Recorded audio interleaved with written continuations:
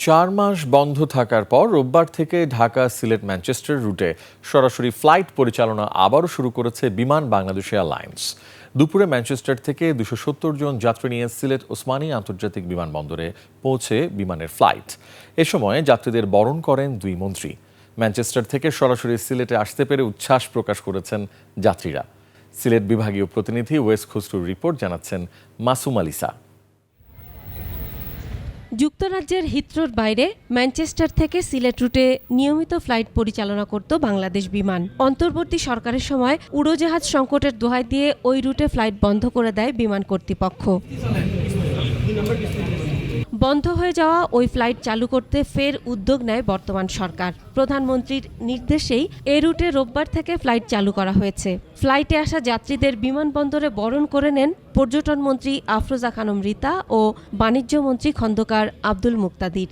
আমাদের প্রবাসী ভাই বোনদের দীর্ঘদিনের একটা প্রত্যাশা ছিল যে ম্যানচেস্টার থেকে সরাসরি সিলেটে ফ্লাইটটা যেন আবার চালু হয়। আমরা যদি নির্বাচিত হই, সরকার গঠন করি, আমরা দল বাংলাদেশ জাতীয়তাবাদী দল ক্ষমতা পায়, তাহলে আমরা ম্যানচেস্টার ফ্লাইট চালু করব।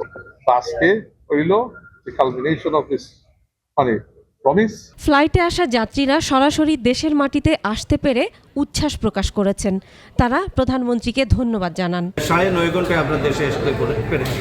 একদিক দিয়ে ফ্লাইটের ভাড়া, অন্য দিক দিয়ে রেমিটেন্স টাকা নিয়ে আসবে দেশে, দুদিক দিয়ে আমরা লাভবান। এদিকে সিলেট ওসমানী আন্তর্জাতিক বিমানবন্দরকে একটি পূর্ণাঙ্গ আন্তর্জাতিক বিমানবন্দরে রূপান্তরের কথা জানিয়েছেন বাণিজ্য মন্ত্রী খন্দকার আব্দুল মুক্তাদির। সিলেট বিমানবন্দরটিকে আমরা একটা রিজিওনাল কমিউনিকেশন হাব হিসেবে প্রতিষ্ঠা করতে চাই। সেই জন্য যদি আমাদের দুই দেশের সম্পর্ক ওই উচ্চতায় উন্নীত হয়, আমাদের ইচ্ছা আছে কোনো এক সময় গুয়াহাটি রুটে এবং অন্যান্য রুটে সিলেট থেকে যেন সরাসরি বিমান যায়। বিমান কর্তৃপক্ষ জানিয়েছেন এখন থেকে সপ্তাহে 2 দিন সিলেট ম্যানচেস্টার রুটে বিমান পরিচালনা করা হবে।